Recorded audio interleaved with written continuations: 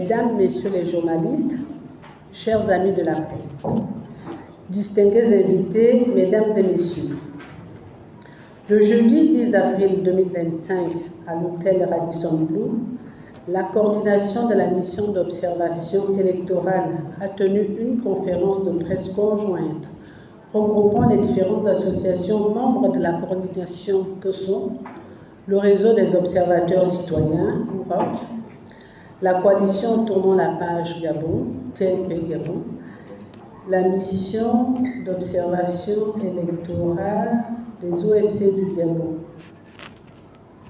Cette conférence de presse de lancement des activités d'observation avait pour objectif de tenir informée l'opinion publique nationale et internationale du déploiement des observateurs nationaux mobilisés pour l'observation du scrutin.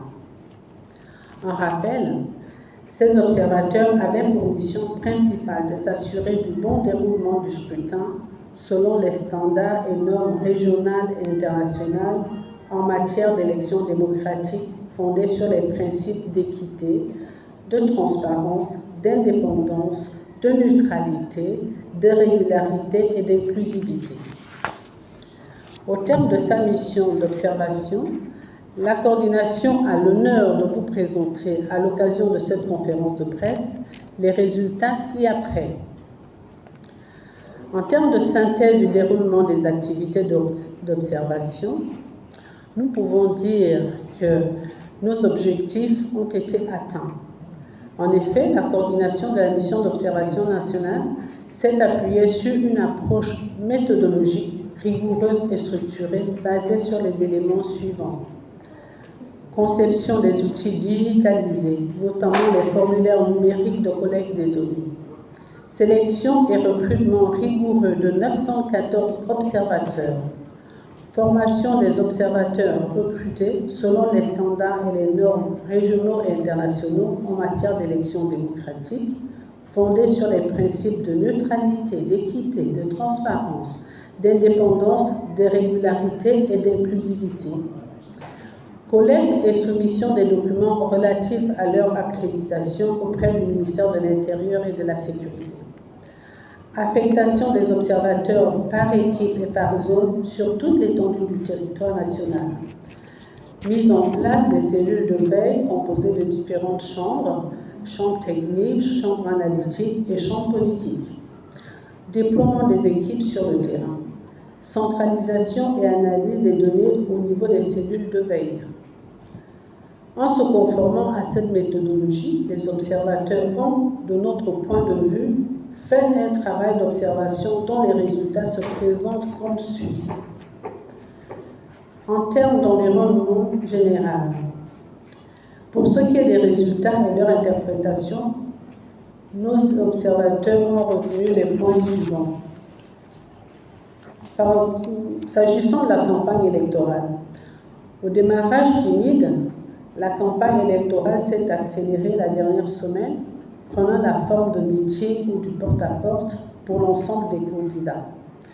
Toutefois, il a été relevé que une domination du candidat Brice Clotaire Oligui sur l'occupation de l'espace public et médiatique, suivi du candidat Alain Claude Bidélisé, aussi bien avant et pendant la période de campagne. Une très faible visibilité des autres candidats lors de la campagne. Il a été noté en outre une forte présence des médias lors des meetings et des ouvertures de campagne, des médias publics et privés. Parallèlement aux médias traditionnels, il a été constaté un usage des outils et plateformes de communication digitale par les candidats. Les candidats étaient très présents dans les réseaux sociaux. À propos de la couverture médiatique, notre mission tient à souligner le bon travail des médias dans ce processus. Ce constat positif porte en particulier sur la manière dont les médias publics et privés ont couvert les élections.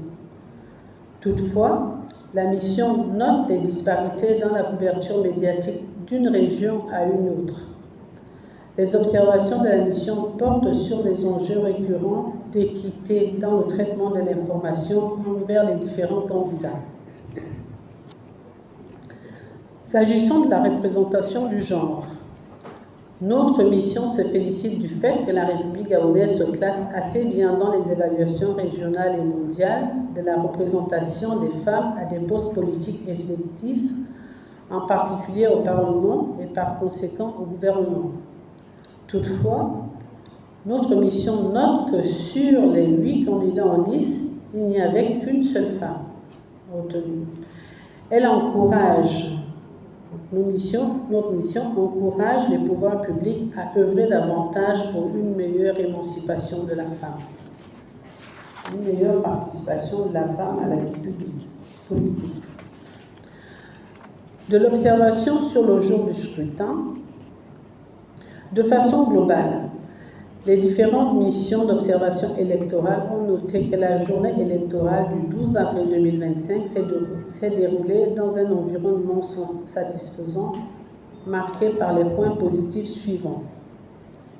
Aucune fermeture des frontières, non-instauration de couvre-feu, non-interruption du réseau Internet, absence de violences multiformes dans les rues et dans les centres de vote, absence d'actes de violence dans les centres de vote et dans les rues, opérationnalisation du vote des prisonniers. Aussi, sur un plan général, les missions ont observé les dysfonctionnements suivants. Remise tardive des accréditations aux missions d'observation nationales et internationales, refus d'accès aux observateurs nationaux dans certains bureaux de vote à l'ouverture des bureaux de vote, refus d'accès à certains représentants de candidats dans certains bureaux de vote, refus de communiquer aux observateurs le nombre de personnes ayant voté au cours de la journée. De façon spécifique, les constats suivants méritent d'être signalés. À propos du respect de l'heure d'ouverture des bureaux de vote, la majorité des bureaux de vote observés ont ouvert à l'heure. Les retards constatés n'ont pas impacté le bon déroulement du vote. S'agissant de la présence des membres des bureaux de vote à leur poste, dans les bureaux de vote observés, les 5 membres étaient bien présents à l'ouverture. Concernant l'accès aux bureaux de vote, nous pouvons noter que peu de bureaux de vote observés permettaient l'accès des personnes à mobilité réduite. Un effort doit être fait pour améliorer cette accessibilité. De l'affluence dans les bureaux de vote.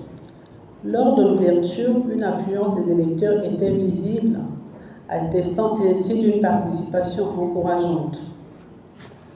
De la représentation des candidats dans les bureaux de vote. Contrairement au constat fait à l'ouverture des bureaux, les différents candidats ont fait l'effort de mandater leurs représentants en cours de journée. De la présence d'autres observateurs.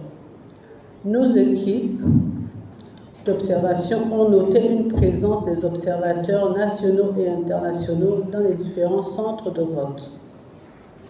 De la présence des membres de la SER. La présence des membres de la SER a été effective dans les bureaux de vote, ce qui a apporté une garantie du contrôle du scrutin et une meilleure transparence. De la disponibilité du matériel électoral dans les bureaux de vote. Les bureaux de vote ont été suffisamment dotés en matériel électoral adéquat, permettant ainsi à l'ensemble des électeurs de voter en toute sérénité. De la clôture du scrutin, la majorité des bureaux de vote observés ont fermé à l'heure indiquée. Dans les autres cas, la fermeture tardive n'a posé aucun problème en termes de sécurité et de démarrage du dépouillement. Des opérations de dépouillement. Sur la totalité des bureaux de vote observés, des procès-verbaux ont été établis. Dans les bureaux de vote ouverts, les représentants des candidats ont reçu un exemplaire du procès-verbal. Dans les bureaux de vote ouverts, les résultats ont été immédiatement annoncés au public. Dans quasiment tous les bureaux de vote ouverts, un exemplaire du procès-verbal a été affiché à l'extérieur du bureau de vote. Dans les bureaux de vote observés, les observateurs ont pu assister au processus de dépouillement malgré quelques cas de restrictions signalés. De façon générale, notre constat établit que dans les bureaux observés, les opérations de vote et de dépouillement se sont déroulées dans des conditions satisfaisantes. De même, dans les bureaux de vote observés, l'environnement général est resté calme tout au long du scrutin. Les observateurs ont constaté que dans les bureaux de vote observés, les procédures de vote ont été bien mises en œuvre. Les conditions du déroulement des opérations de vote peuvent donc être jugées régulières, crédibles et transparentes. S'agissant des principaux défis auxquels nos missions d'observation ont été confrontées, nous pouvons dire que la mise en place de nos équipes d'observation respectives et de leurs activités sur le terrain nous a mis face à des défis d'ordre procédural et opérationnel. En effet, si nous pouvons nous réjouir de la reconnaissance institutionnelle de l'observation nationale des élections par la société civile, consacrée par l'article 125 du nouveau Code électoral, il n'en demeure pas moins que les procédures d'accréditation présentent des écueils au niveau de 1. La constitution des dossiers d'accréditation, 2. La validation des dossiers d'édition d'observation, 3. Les délais d'attribution et de délivrance des accréditations, 4. L'absence de recours en cas de rejet ou d'indisponibilité d'un observateur. S'agissant des défis d'ordre opérationnel, le travail de nos équipes sur le terrain a parfois été entravé par la non-reconnaissance du statut d'observateur national par certains présidents de bureaux de vote et des responsables de l'administration territoriale, les gouverneurs, les maires, les préfets ou sous-préfets. L'excès de zèle de certains agents électoraux qui ont délibérément refusé la présence des observateurs lors de la phase de dépouillement et de compilation des résultats. Des tentatives d'intimidation et de manipulation des observateurs. En termes de recommandations, au terme de nos différentes missions d'observation du scrutin présidentiel du 12 avril 2025, les recommandations suivantes sont formulées.